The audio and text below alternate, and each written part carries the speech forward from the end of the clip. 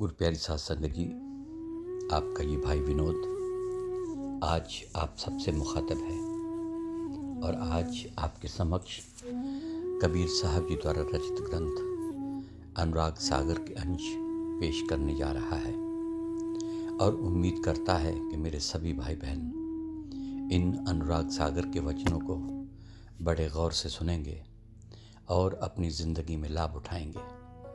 और आज कल से आगे आज कबीर साहब अपनी पवित्र रचना से फरमाते हैं कि अमी सरोवर वहाँ चखाई, कबीर सागर को जब परसाई।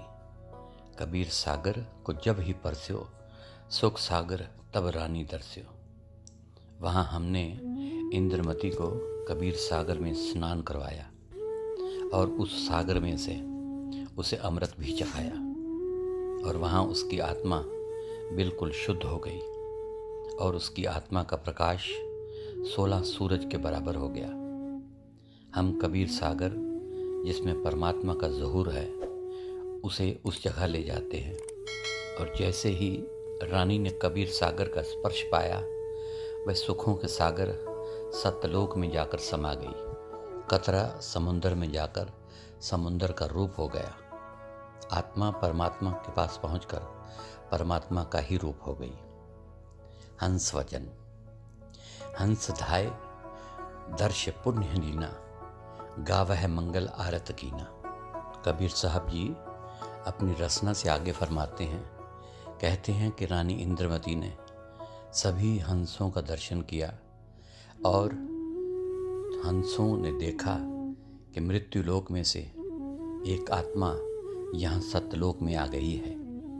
जैसे एक लड़की की शादी होने पर बहू घर में आती है और लड़कियाँ उसे गीत गाते हुए घर के अंदर तक ले जाती हैं, ठीक इसी तरह सब हंसों ने इंद्रमती का स्वागत किया और अभिनंदन किया।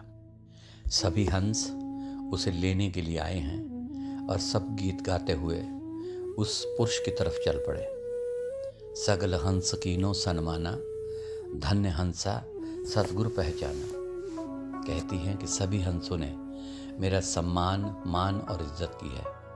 वे मेरे भाग्य की सराहना करते हैं और वे सभी कहते हैं कि कितने धन्य भाग हैं तुम्हारे, सत्य पुरुष का शुक्राना कर रहे हैं। और एक आत्मा काल की छाती पर पैर रखकर सत्यलोक में आ गई है। छठ्यो भ्रम काल को फंदा, तुम्हारे कष्ट मिटे दुख दंदा। कहते हैं कि जो तुम्हारा भ्रम था, दुख और तकलीफ थी, सारा दूर हो गया। तू यमदूतों के शिकंजे में से निकलकर सत्यलोक में आ गई है। जितना भी दुनिया का झंझट था सबसे छुटकारा पा लिया है। अब तुम वहाँ से निकलकर सत्यलोक में आकर सतपुरुष का रूप ही हो गई हो। धन्य भाग हैं तुम्हारे। ज्ञानी वचन अब हो हंसा हमरे साथा, चलो पुरुष को नावो माथा। अब कबीर साहब जी हंसों से कहते हैं कि आओ चलें।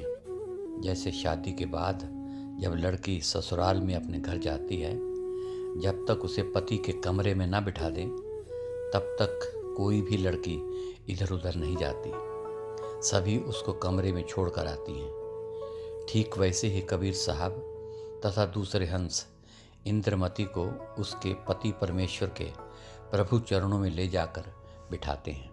कबीर साहब जी आगे फरमाते हैं कि इंद्रमती आओ संग मेरे, पुरुष दर्श रूप होए तोरे। कहते हैं कि इंद्रमती आओ चले, जिस काम के लिए तुम्हें यहाँ लाया गया है मैं उस पुरुष के दर्शन करवा दूँ। हंस वचन इंद्रमती और हंस सगल मिल, गावह मंगल करत कुताहल।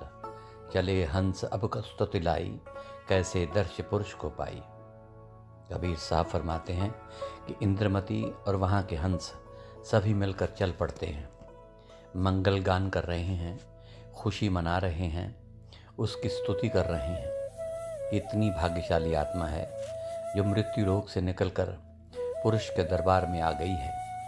किस प्रकार उसने पुरुष के दर्शन पाए हैं। ज्ञानी वचन तब ज्ञानी अस बेनती लाई, काल जालते हंसा आई।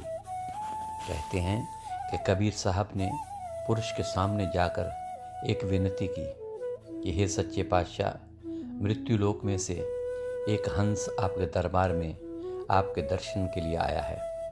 हे दीनदयाल, सारी दुनिया को लाभ पहुंचाने वाला, मारने वाला, सभी चीज़ों को बनाने वाला, सबका पुरुष तू है। कहते हैं कि तू ही परमात्मा है, आप इसको दर्शन दो। ये आपके दरबार में आ गई है।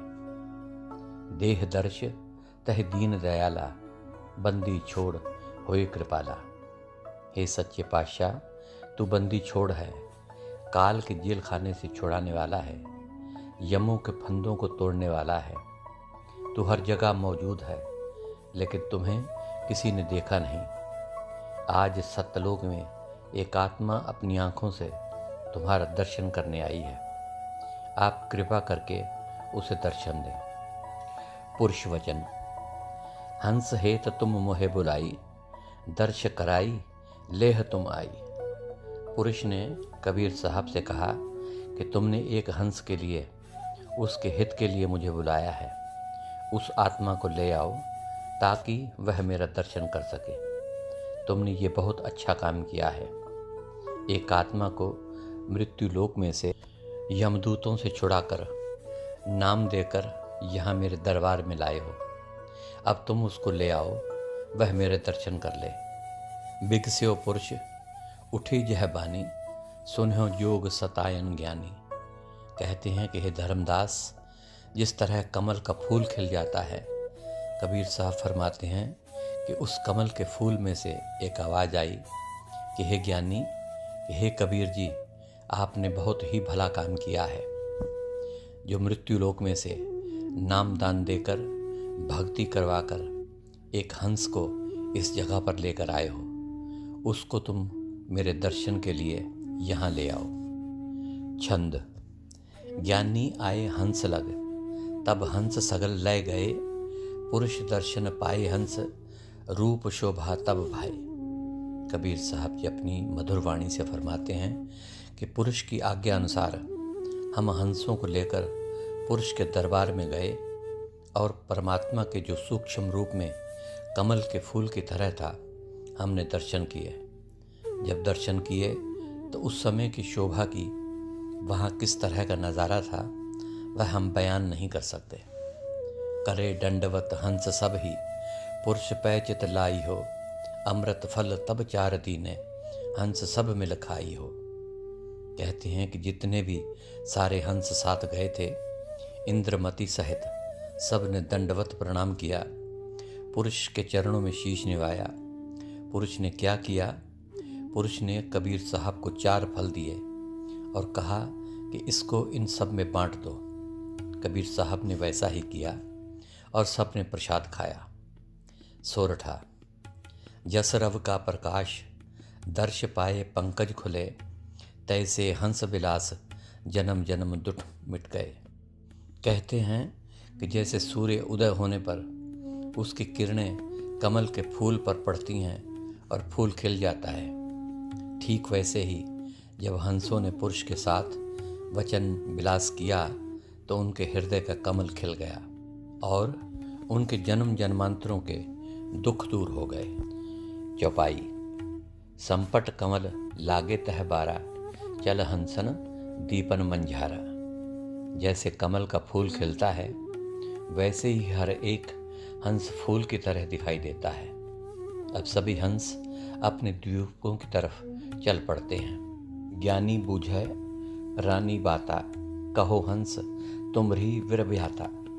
ज्ञानी महाराज जी अब रानी की तरफ ध्यान करते हैं और कहते हैं कि इंद्रमती के मन में एक बात बूझी है। कहते हैं कि सुनाओ रानी इंद्रमती, क्या तुम खुश हो? तुम्हारी अपनी बातें सभी पर्दे वाली हैं, लेकिन और कोई भी भेद वाली बात जिसकी तुम्हारे मन में शंका है, वह पूछकर अपने मन की शंका दूर कर सकती हो। अब दुख द्वंद तोर मिट गए, खोड़ से भान रूप पुन भय। कहते हैं कि अब तुम्हारे दुख, दरिद्र, कलेश आदि सब मिट गए हैं। इस समय रानी तुम्हारा प्रकाश 16 सूरज के बराबर हो गया है। और दया पुरुष तो है कीना, संशय सोग मेट सब दीना। कबीर साहब जी फरमाते हैं कि पुरुष ने कितनी दया तुम्हारे ऊपर की है। तुम मृत्यु लोक में से सत्य लोक में आकर हंसों में आकर हंस बन गई हो। जितने भी गम, शोक और शंका आदि थे सब खत्म हो गए हैं। इंद्रमती वचन। इंद्रमती दो कर जोरे, हे साहब एक विनती मोरे। अब इंद्रमती ने दोनों हाथ जोड़कर अर्ज की, विनती की कि हे कबीर साहब, मेरी एक बात और मान लो। तुमरे चरण लाग तह पाई, पुरुष दर्श की ना हम आई। इंद्रमती कहती है कि आपके चरणों में रहकर मैंने आपकी सेवा की थी। आपकी सेवा करने से, आपकी मौज में रहकर, आपकी मेहरबानी से ही मैंने पुरुष के दर्शन कर लिया है। इंद्रमती आगे कबीर साहब जी से अर्ज करती है कि अंग हमारा तेज अति सोहा, एक संसा व्यापी प्रभ मोहा। कहती है कि मेरे अंग अंग में से 16 सूरजों का प्रकाश नजर आने लगा है। मैं इस बात को मानती हूँ, लेकिन फिर भी एक शंका मेरे मन में पैदा हो गई है। मोको भयो मोह अंधकारा, राज नृप वह आहे हमारा। रानी इंद्रमती कबीर साहब जी से कहती है कि यहाँ पहुँचकर भी मेरे मन में फिर से मोह जाग उठा है कि मेरा राजा भी यहाँ आना चाहिए। कबीर साहब जी धर्मदास को कहते हैं कि ये सवाल इंद्रमती के मन में नहीं आया, लेकिन ये सवाल हमारे मन में आया। कबीर साहब जी ने फरमाया कि ये सवाल हमारे मन में आया था कि यह एक रानी है। दुनिया में कोई ऐसा इंसान नहीं जिसकी पत्नी आधी रात को महलों से बाहर जाए और रात को 1 या 2 बजे वापस आए और राजा कहे कि रानी आ गई। एक दिन भी राजा ने शिकायत नहीं की, ना ही उसने गाली दी या बुरा भला कहा, और एक दिन भी राजा ने बुरा नहीं मनाया। जिस तरह श्री रामचंद्र जी भेष बदलकर प्रजा का दुख सुख जानने का भ्रमण करते रहे हैं, धोबी अपनी पत्नी को पीट रहा था और कह रहा था कि मुझे बताओ कि तुम कहाँ गई थी। श्री रामचंद्र जी उस घर के दरवाजे के सामने खड़े हुए थे। धोबन, जो कि 2-3 घंटे बाहर रही, रात के 11-12 बजे घर वापस आई। धोबी कह रहा था कि इस वक्त तुम आई कहाँ से हो, मुझे बताओ। वह कहने लगी कि मैं थोड़ा देर हो गई, एक रिश्तेदार के पास गई थी। वह बोला, यह बात मैंने तेरी सुननी नहीं। यहाँ श्री रामचंद्र जी नहीं, जो 9 महीने सीता रावण के पास रहकर भी आ गई, उसने उसको घर में बसा लिया। मैं तुम्हें अभी मार पीट कर घर से बाहर निकालता हूँ। उन्होंने कहा कि कमाल की बात है। जब सीता को इस बात का पता चला कि श्री रामचंद्र जी राजा हैं, इन्होंने लोगों को इंसाफ देना है, और धोबी की बात सुनकर श्री रामचंद्र जी उदास रहते थे, तब श्री रामचंद्र जी को खुशी से त्याग कर जंगलों में चली जाती है। इस तरह राजा ने रानी को कभी भी कुछ नहीं कहा था। यदि राजा उसे रोक देता तो रानी कबीर साहब के चरणों में कैसे जाती। इस तरह राजा बहुत ही अच्छा था। उसके मन में कबीर साहब ने खुद ही आशा पैदा की थी कि वह अपनी इच्छा मांग ले। वह तो मांग ही नहीं कर सकती थी, इसलिए कहते हैं कि उसने बात नहीं की थी। कबीर साहब ने उसके मन में आशा रखी और फिर ये बात आगे बढ़ी। जैसे कि निरंजन के मन में कोई आशा नहीं थी, परमात्मा ने उसके मन में आशा रखी, तब उसने 70 युग 64 युग भक्ति करके अपनी आशा के मुताबिक पाताल लोक, मृत्यु लोक और आकाश लोक का राज्य लिया। और वह आशा भी परमात्मा ने निरंजन के मन में रखी थी। आनो ताहे हंस पतराई, राजा मोर कालमुख जाई। अब रानी इंद्रमती कबीर साहब जी के चरणों में अर्ज करती है कि मैं तो उस देश में आ गई हूँ जहाँ हंस पुरुष का गुणगान करते हैं। हे मेरे गुरुदेव, मेरे राजा को भी हंसों के देश में ले आओ। मेरे राजा काल के मुंह में जा रहा है। ज्ञानी वचन। तुम तो हंसन पद अब पावा, कौन काज को गए बुलावा।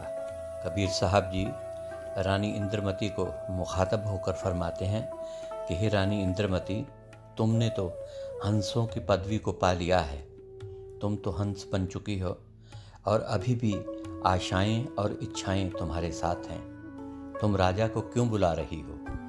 कबीर साहब जी रानी इंद्रमती को फरमाते हैं कि राजा भाव भक्ति नहीं पाई, तत्वहीन भव भटका खाई। फरमाते हैं कि राजा ने कोई भक्ति नहीं की, मुझसे नामदान भी नहीं लिया, और नामदान के बिना और भक्ति के बिना कोई भी सत्यलोक में नहीं आ सकता, और वह यमों के द्वारा भटकता रहेगा, मरता रहेगा और 84 के चक्कर में पड़ा रहेगा। इंद्रमती वचन, हे साहब जग मह रहो, भक्त तुम्हार बहुविध कियो।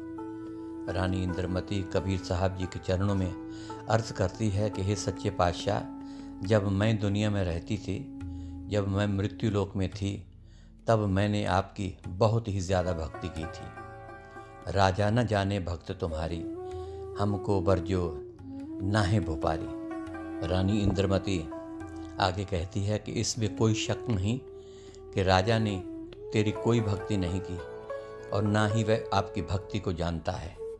लेकिन हे सच्चे पातशाह, मैं तो उसकी पत्नी थी, अर्धांगिनी थी। उसने मुझे कभी नहीं रोका था। यदि रोक लेता तो मैं आपके चरणों में कैसे आ सकती थी। इंद्रमती आगे कबीर साहब जी के चरणों में विनती करती है कि कठिन भाव संसार सुभायो, पुरुष छाड़ नार रहायो। कहते हैं कि दुनिया में मर्दों का स्वभाव बहुत ही कठोर होता है, औरतों के लिए मुश्किल पैदा करता है। अगर वह 1 मिनट के लिए भी इधर उधर नहीं हो सकती, पुरुष को छोड़कर औरत कहीं भी नहीं जा सकती। सब संसार देता है गाली, सुने पुरुष तां देवे मारी। नारी 1 मिनट के लिए भी कहीं नहीं जा सकती। यदि चली जाए तो सारा संसार उसको गालियां देना शुरू कर देता है। उसके बारे में कोई बात सुनने में आए या कभी 1 या 2 घंटे लेट हो जाए तो उसको मारने तक के लिए तैयार हो जाते हैं। राज काज अरमान बढ़ाई, पाखंड क्रोध अधिक चढ़ाई। इंद्रमती आगे कहती है कि वहाँ पर सब कुछ था, राज था, काज था और मान बढ़ाई भी थी। मृत्यु लोक में लोग तरह तरह के पाखंड करते हैं और औरतों पर जुल्म करते हैं। स्वयं चाहे कुछ भी करें, लेकिन औरतें कुछ भी नहीं कर सकती। वह कभी भी इधर उधर नहीं जा सकती। यदि चली जाएं तो कहते हैं कि मुझसे पूछे बिना क्यों गए। मेरे साथ राजा ने कभी भी इस तरह का व्यवहार नहीं किया था। रानी इंद्रमती आगे कहती है कि संत साध की सेवा करिया, राजा को त्रास न डरिया। इंद्रमती कहती है कि मैंने तो सभी साधु संतों की सेवा की है, परंतु राजा ने कभी भी कुछ नहीं कहा और ना राजा ने मुझसे कभी भय हुआ। रात को बाहर जाती देखकर राजा क्या कहेगा, इस प्रकार का मुझे राजा का कोई डर नहीं था। मेरे मन में राजा के लिए प्यार था और राजा भी मुझे प्यार करता था। मेरे घर आने पर कहता था कि इंद्रमती आ गई हो, अच्छा, बहुत खुशी की बात है। इस तरह वह मेरे साथ बहुत ही अच्छा व्यवहार करता था। सेवा करत संतन की जब ही, सुनत गए हरखत होए तब ही। हे गुरुदेव, जब मैं आपकी सेवा या सब संत महात्माओं की सेवा करती थी तो मेरा राजा यह जानकर बहुत ही खुश होता था। जो मोहे जान देत न राजा, ते प्रभ मोर होत किम काजा। हे मेरे प्रभु, यदि मेरा राजा मुझे आपकी सेवा में न आने देता तो मेरा काम यानी कि आपसे नामदान लेकर और आपकी सेवा करना, यहाँ तक कि सत्यलोक में पहुँचना कैसे बन सकता था और मैं यहाँ कैसे पहुँच सकती थी। सो गुरु प्यारी साध संगत जी, आज के लिए इतना ही। कल अनुराग सागर के आगे के अंश आपके समक्ष रखूँगा। तब तक के लिए इस नाचीज़ को इजाज़त दीजिए। और आखिर में मेरी तरफ से मेरे सभी भाई बहनों को प्यार भरी धन धन सतगुरु तेरा ही आसरा, हाजिर नाजर जिंदा राम तेरा ही आसरा अर्ज़ है।